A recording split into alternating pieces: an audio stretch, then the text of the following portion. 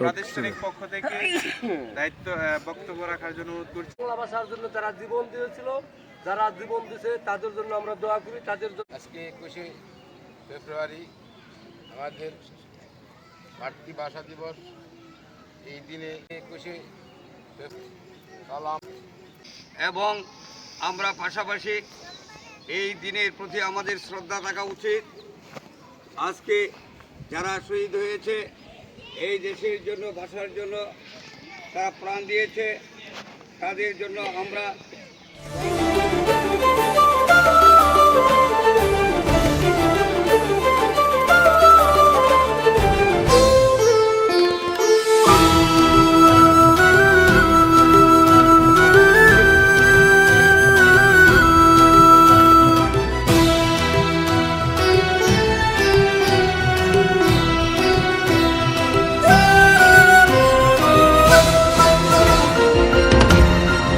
টেকনাফ থেকে তেঁতুলিয়া, রূপসা থেকে পাথুরিয়া, বিশ্বজুড়ে রূপসী বাংলা।